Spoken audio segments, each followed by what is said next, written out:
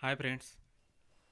आज हम देखने वाले हैं इडियम्स एंड फ्रेजेस जो आपके आने वाली एग्ज़ाम में, चाहे वो सीजीएल हो, सीएचएसएल हो, बैंकिंग हो, यूपीएससी हो या पीसीएस हो या एनडीए हो, कोई भी एग्ज़ाम हो तो हर एग्ज़ाम में इडियम्स और फ्रेजेस पूछे जाते हैं। तो आप इसे अच्छे से ध्यान में रखना और बार बार इस वीडियो को रिवाइज करते रहना। और मैंने पिछले जो भी वीडियो डाले हैं तो उसको भी बार बार देखते रहना, यानी कि आपकी वोकेबलरी और इंग्लिश ग्रामर अच्छे तरीके से होने की संभावना बढ़ जाती है। तो हम शुरू करने से पहले आप इसे सब्सक्राइब ज़रूर करना, लाइक करना, कमेंट करना और शेयर करना, यानी कि हर तरीके की अपडेट आपको आती रहे और आपको बार बार नोटिफिकेशन मिलती रहे। तो हम टॉपिक को शुरुआत करते हैं।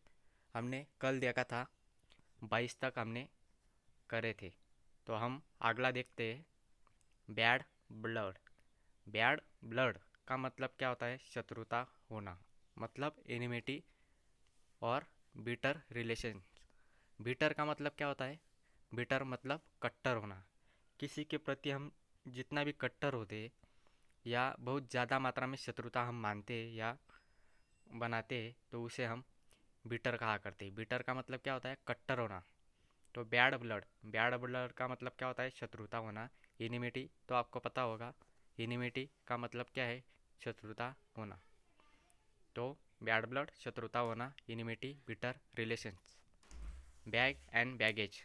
बैग एंड बैगेज का मतलब क्या होता है? बोरिया बस्तर समेत, मतलब विथ ऑल बिलोंगिंग्स, मतलब आपका जो भी बोरिया बिस्तर है उसे समेट लेना या पूरी तरीके से ले जाना, तो उसे हम बैग एंड बैगेज कहा करते हैं। तो विथ ऑल बिलोंगिंग्स इसका मीनिंग्स हम लगा सकते हैं। तो बैग और बैगेज, बैगेज की स्पेलिंग आप अच्छे से ध्यान में रखो। बैगेज में डबल जी दिया हुआ है, तो आपको अच्छी तरीके से ये मिस स्पेल्ड में आ सकता है, तो आप इसे अच्छे से ध्यान में रखो। अगला देखते हैं हम, बैकर्स डजन। आपको डजन का मतलब तो पता होगा। डजन मतलब कितने होते हैं? 12। तो 12 के बाद का जो भी नंबर आता है तो उसे हम बैकर्स डजन कहा करते हैं। बैकर्स डजन का मतलब क्या होता है? संख्या में 13, मतलब 13 इन नंबर। जो भी 13 नंबर होता है उसे हम बैकर्स डजन कहा करते हैं। बैकर्स डजन का मतलब 13 इन नंबर। तो अगला देखते हैं हम, be born with a silver spoon in one mouth, मतलब धनी परिवार में पैदा होना। To be born in rich family, जो भी आदमी या जो भी लड़का या लड़की आमिर घर में पैदा होता है या नोबेल फैमिली में पैदा होता है तो उसे हम क्या कहते हैं? उसे हम be born with a silver spoon in one mouth, मतलब धनी परिवार में पैदा होना। To be born in a rich family. Spoon का मतलब आपको पता होगा। स्पून का मतलब क्या होता है? चमचा होना। सिल्वर मतलब चांदी का, चांदी का चमचा किसी के मुंह में होना, मतलब क्या होना? चांदी का चमचा जनरली आम घरों में होता है क्या? नहीं होता है। तो चांदी का चमचा जो आमिर फैमिली या नोबेल फैमिली होती है उस घर में ज़्यादातर यूज़ करते हैं, तो उसे हम कह सकते हैं सिल्वर स्पून। सिल्वर स्पून मतलब चांदी का चमचा। तो आप इसे अच्छे से ध्यान में रखो। अगला देखते हैं हम, be in the driving seat. Be in the driving seat का मतलब क्या होता है? सारी जिम्मेदारी का भार उठाना, मतलब बियरिंग ऑल रिस्पॉन्सिबिलिटीज, मतलब किसी की जिम्मेदारी पूरी तरीके से अपने ऊपर ले लेना, तो उसे हम क्या कहते हैं? उसे हम be in the driving seat कहा करते हैं। तो जैसे हमने कई बार सुना होगा, जैसे बैकअप सीट पे कोई बैठता है तो वो ड्राइवर को जजमेंट करता रहता है या उसे सलाह देता रहता है, तो उसका सेंस यहाँ हम लगा सकते हैं।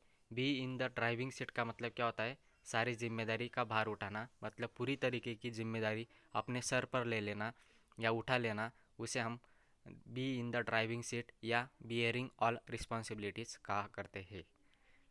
तो अगला देखते हैं हम, bear the front of. Bear the front of का मतलब क्या होता है? परिणाम भुगतना।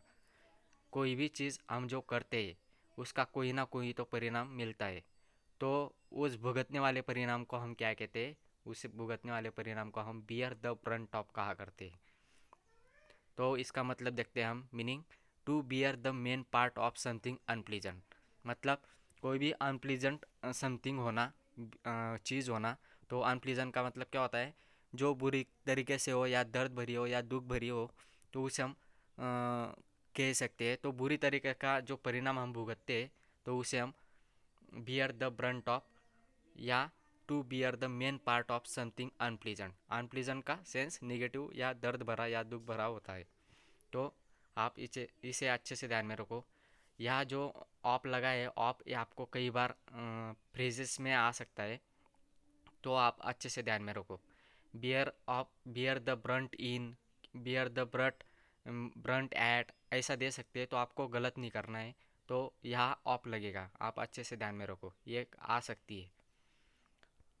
अगला देखते हैं हम, beat about the bush. Beat about the bush का मतलब क्या होता है? घुमा फिर कर बातें करना, मतलब to talk in round about manner और सर्क्यूम लोकेशन। मतलब को मेन मुद्दे पे या मेन बात पर न आना, मतलब घूम फिर के किसी चीज़ को बताना, उसे हम क्या कहते हैं? उसे हम बीट अबाउट द बुश कहा करते हैं। मतलब मेन मुद्दे पे, मेन पॉइंट पे कोई नहीं आ रहा है, सिर्फ आजू बाजू घूम रहा है, तो उसे क्या कहते हैं? हम बीट अबाउट द बुश कहा करते हैं।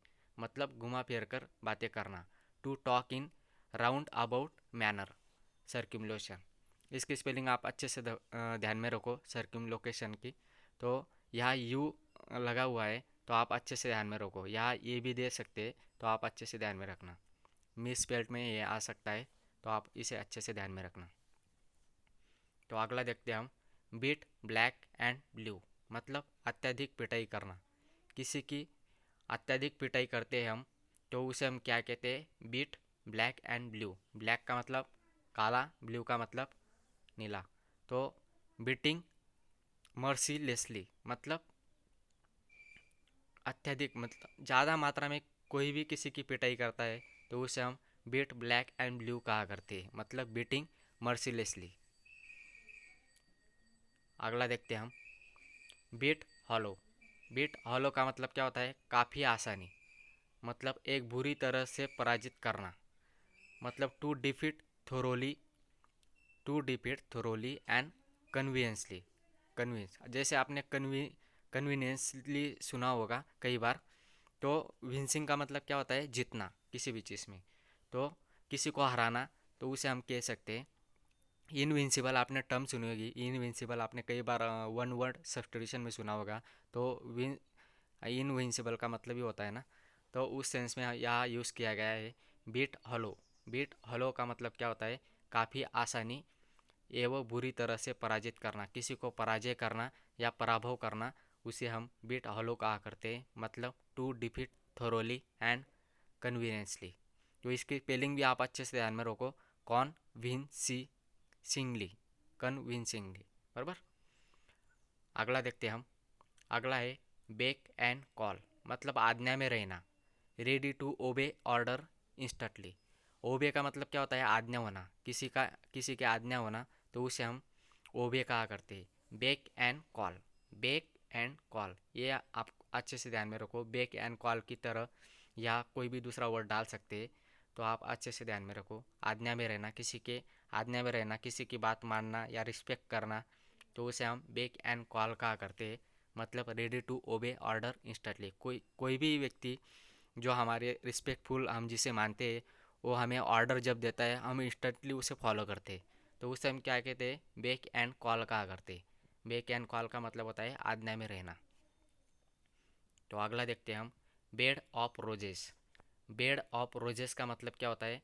आनंद से भरपूर, मतलब प्लीजेंट सिचुएशन ऑफ कंफर्ट। कोई भी चीज़ जो कंफर्ट सिचुएशन में हो, जो भटकी ना हो, जो दुख से ना हो, जो खुशी से हो, उसे हम बेड ऑफ रोजेस कहा करते हैं।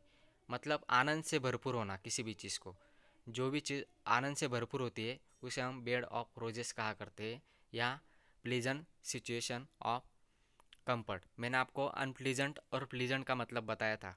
तो अनप्लीजेंट का मतलब दुख, दर्द या चिंता में होना, उस सेंस में हम उसे यूज़ कर सकते हैं। या प्लीजेंट का मतलब खुशी, आनंद, इस सिचुएशन में उसे यूज़ कर सकते हैं। तो आप इसे अच्छे से ध्यान में रखना। अगला देखते हैं हम, bed of thorns. Bed of thorns का मतलब क्या होता है? दुख एवं तकलीफ से भरपूर, ए सिचुएशन ऑफ एक्सट्रीम डिफिकल्टी। कोई भी परिस्थिति जो डिफ़िकल्टी में अटकी हुई है या बहुत मात्रा में डिफ़िकल्टी आ रही है, तो उसे हम क्या कहते हैं? बेड ऑफ थॉर्न्स कहते हैं। बेड ऑफ थॉर्न्स का मतलब क्या होता है? दुख एवं तकलीफ से भरपूर। मतलब दुख होना, तकलीफ होना, प्रॉब्लम होना, समस्या होना, संकट होना, तो उसे हम बेड ऑफ थॉर्न्स कहा करते हैं। A situation of extreme difficulty. Bed of roses और बेड ऑफ थॉर्न्स, ये दोनों अपोजिट आ जाएंगे। आप अच्छे से इसे ध्यान में रखो। अगला देखते हैं हम। बेगर डिस्क्रिप्शन मतलब अवर्णनीय। A person with no resource मतलब जिसके पास कोई भी सोर्स ना हो, किसी चीज़ का ठोस सबूत ना हो या सोर्स ना हो, तो उसे हम क्या कहते हैं? उसे हम बेगर डिस्क्रिप्शन या अवर्णनीय, जिसका वर्णन किया नहीं जा सकता, जिसका डिस्क्रिप्शन दिया नहीं जा सकता। अब डिस्क्रिप्शन के जगह पे हम नो डिस्क्रिप्शन भी लगा सकते। तो बेगर डिस्क्रिप्शन का मतलब होता है अवर्णनीय, मतलब a person with a no resource. तो आप इसे अच्छे से ध्यान में रखो। बेगर का मतलब होता है डिस्क्रिप्शन। बेगर डिस्क्रिप्शन, बेगर में स्पेलिंग आप अच्छे से ध्यान में रखो। डबल जी दिया हुआ है, तो आपको एग्जाम में ये मिसस्पेल्ड में भी आ सकता है, तो आप अच्छे से ध्यान में रखो। अवर्णनीय, a person with no resource. तो दोस्तों, आज हम इतना ही लेंगे। आने वाला कल या परसों देखेंगे हम। तो आप इसे बार बार वीडियो देखते रहना। मैं एक बार रिकैप लगा लेता हूँ और आपको आपकी ये अच्छे तरीके से रिवीजन हो जाएगी। Bad blood. बैड ब्लड का मतलब क्या बताया था मैंने? शत्रुता होना, एनिमिटी होना, बिटर रिलेशन होना, कट्टर शत्रुता होना, उसे हम बैड ब्लड कहा करते हैं। Bag and baggage. Bag and baggage का मतलब क्या होता है? बोरिया बिस्तर समेत जो भी हमारा पूरा सामान है, हम उसे समेट के ले जाते हैं, तो उसे हम बैग एंड बैगेज कहा करते हैं। With all belongings. Baker's dozen मतलब 12 के बाद जो भी नंबर आता है उसे हम बैकर्स डजन कहा करते हैं, मतलब 13 number. B born with silver spoon in one mouth मतलब किसी नोबेल फैमिली में या रिच फैमिली में जन्म होना या पैदा होना, तो उसे हम क्या कहते हैं? B born with silver spoon in one mouth. Be in the driving seat मतलब सारी जिम्मेदारी का भार उठाना, बेयरिंग ऑल रिस्पॉन्सिबिलिटीज, सारी जिम्मेदारी अपने सर पे उठा लेना, तो उसे हम कहते हैं be in the driving seat. Beer the brunt of मतलब परिणाम भुगतना, कोई भी बुरी तरीके से जो भी चीज़ हुई है उसका जो हम परिणाम भुगतते हैं, तो उसे हम क्या कहते हैं? उसे हम बियर द ब्रंट ऑफ कहा करते हैं, मतलब to bear the main part of something unpleasant. Beat about the bush मतलब घुमा फिर कर बातें करना, जो भी मेन पॉइंट है उससे ना लगना या मेन पॉइंट से हट जाना, तो घुमा फिर कर जो बातें करता है उसे हम बीट अबाउट द बुश या to talk in a round about manner या सर्कुमलोकेशन कहा करते हैं। तो अगला देखते हैं हम। बीट ब्लैक एंड ब्लू मतलब अत्यधिक पिटाई करना, किसी की बहुत ज़्यादा मात्रा में पिटाई होती है या करते हैं, तो उसे हम बीट ब्लैक एंड ब्लू कहा करते हैं, मतलब beating mercilessly. Beat hollow. Beat hollow का मतलब क्या होता है? काफ़ी आसानी एवं बुरी तरह से पराजित करना, किसी का पराजय हम बुरी तरीके से करते हैं या हम उसे पराभव करते हैं बहुत ज़्यादा मात्रा में, तो उसे हम टू डिफीट थोरोली एंड कन्वीनियंसली कहा करते हैं। Beat hollow. बीट हॉलो का मतलब होता है काफ़ी आसानी में या वो बुरी तरह से पराजित करना, कन्वीनियंसली। या अच्छे से ध्यान में रखो। Beck and call. Beck and call का मतलब होता है आज्ञा में रहना, मतलब ready to obey order instantly, किसी की आज्ञा तुरंत मान लेना या किसी के तरफ रिस्पेक्ट होना, उसने जो भी ऑर्डर दिया है उसे पूरी तरीके से फॉलो करना तुरंत, उसे हम बेक एंड कॉल कहा करते हैं। तो अगला देखते हैं। बेड ऑफ रोजेस मतलब आनंद से भरपूर, जो भी प्लीजेंट सिचुएशन या कंफर्ट सिचुएशन होती है उसे हम क्या कहते हैं? बेड ऑफ रोजेस कहा करते हैं। बेड ऑफ रोजेस का मतलब होता है आनंद से भरपूर। Bed of thorns. Bed of thorns का मतलब होता है दुख एवं तकलीफ से भरपूर, ए सिचुएशन ऑफ एक्सट्रीम डिफिकल्टी, कोई भी तकलीफ एवं दुख से भरपूर हो उसे हम बेड ऑफ थॉर्न्स कहा करते हैं। कोई भी परिस्थिति बहुत डिफिकल्टी में अटकी हुई है, तो उसे हम बेड ऑफ थॉर्न्स कहा करते हैं। बेगर डिस्क्रिप्शन मतलब अवर्णनीय, जिसका कोई वर्णन किया नहीं जा सकता, जिसे जिसका सोर्स हमारे पास कुछ भी नहीं होता, तो उसे हम कहते हैं beggar description, a person with no resource. Okay friends, अब अगला हम कल या परसों देखेंगे, तो आप इसे रेगुलर फॉलो करते रहना। और इसी तरीके से हम word one substitution, idioms, phrases, phrasal verbs, homophones and confuse words, हर तरीके की वोकैबलरी हम करने वाले हैं। तो आप अच्छे से ध्यान में रखना, ये बार बार रिवाइज करते रहना, यानी कि आपके 2 या 3 महीने में वोकैबलरी अच्छे से पक्की हो जाएगी। यानी कि आपको कोई भी एग्ज़ाम हो तो आप आसान तरीके से उसे छोड़ सकते हैं, उस क्वेश्चन को, या सॉल्व कर सकते हैं। तो आप इसे अच्छे से ध्यान में रखना, और इसे सब्सक्राइब, लाइक, कमेंट और शेयर ज़रूर करना, यानी कि आपको हर तरीके की अपडेट बार बार मिलती रहे और आपकी डेली की वोकैबलरी अच्छी तरीके से पूरी होती रहे। Okay, good bye.